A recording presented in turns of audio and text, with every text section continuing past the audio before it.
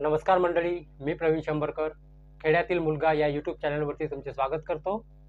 तर मंडळी, ज्यांनी लाडकी बहीण योजनेचे जे अर्ज आहेत पोर्टलवरून भरले असेल किंवा वेबसाईटवरून भरले असेल तर त्यांच्यासाठी हा अत्यंत महत्त्वाचा व्हिडिओ असणार आहे। तर ही माहिती तुम्हाला स्टेप बाय स्टेप सांगणार आहे।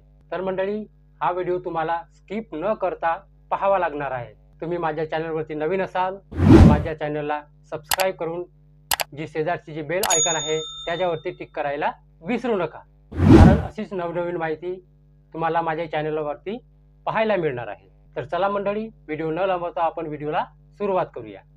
तर मंडळी, ज्या महिलांनी लाडकी बहीण योजनेचे जे अर्ज आहेत ज्यांनी पोर्टलवरून वेबसाईटवरून म्हणजे ladkibaheen.gov.in या वेबसाईटवरून जर भरला असेल तर त्यांच्यासाठी ही आनंदाची बातमी आहे।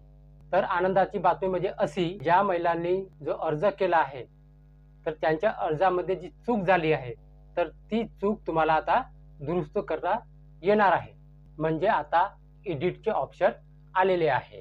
तर मंडळी, ही जे एडिटचे ऑप्शन आहे ते कशा प्रकारे असणार आहे, पहिले नारी शक्ती दूत ॲप वरून जसे एडिटचे ऑप्शन दाखवत होते तर तशा प्रकारे हे जे आहे एडिटचे ऑप्शन नाही आहे, तर हे वेगळ्या प्रकारचे आहे। तर चला मी तुम्हाला ते दाखवतो। तर तुम्ही पोर्टलवरती जाऊन लॉग इन केल्यानंतर तुम्हाला तुमचा फॉर्म अशा प्रकारे दाखवतो। तर याच जागी हे बघा मंडळी, तुम्ही साईडला पाहू शकता, याच जागी तुम्हाला निळ्या रंगामध्ये सबमिटचे ऑप्शन दाखवतो। ज्या महिलांच्या फॉर्म मध्ये चूक झाली आहे त्यांनाच हा सबमिटचा ऑप्शन दाखवतो ते निळ्या रंगामध्ये असते। आणि सबमिटच्या साईडला तुम्हाला डोळ्याचा ऑप्शन बघायला मिळेल आणि त्या डोळ्याच्या ऑप्शनच्या साईडला तुम्हाला एक पेन्सिलचा ऑप्शन बघायला मिळेल। तर मंडळी, तुम्हाला त्या डोळ्याच्या आयकॉनवरती तुम्हाला क्लिक करायचं आहे। तिथे क्लिक केल्यानंतर तुम्ही जो फॉर्म भरला ती सगळी माहिती दाखवेल। तर तुम्हाला खाली यायचं आहे।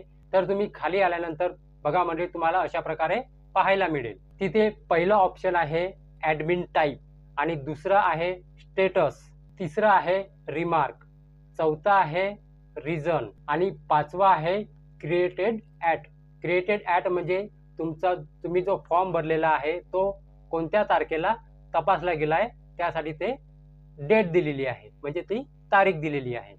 तर मंडळी, तुमच्या हातून कोणती चूक झाली आहे तर ते बघण्यासाठी तुम्ही जे हे ऑप्शन सांगलं आहे त्यातलं तिसरं ऑप्शन जे आहे रिमार्क, तर त्याच्या खाली बघा लिहूनच राहते की तुमच्या कोणत्या रिझनमुळे तुमचा जो फॉर्म आहे तो डिसअप्रूव्ह म्हणजे तुमचा फॉर्म तुम्हाला रिसबमिट करायचा आहे।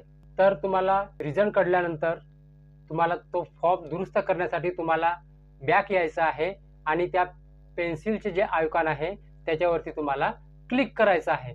तिथे क्लिक केल्यानंतर मंडळी, तुमचा जो फॉर्म आहे सगळा एडिट होऊन जातो। तर तो एडिट झाल्यानंतर तुमच्या हातून जे रिझन तुम्हाला कळल्यानंतर ते रिझन तुम्हाला दुरुस्त करून तुम्हाला परत सबमिट या बटनावरती तुम्हाला क्लिक करायचं आहे।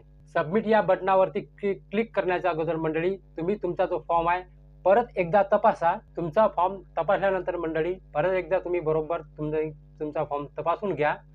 तो तपासल्यानंतर तुम्ही सबमिट या बटनावरती तुम्हाला क्लिक करायचं आहे।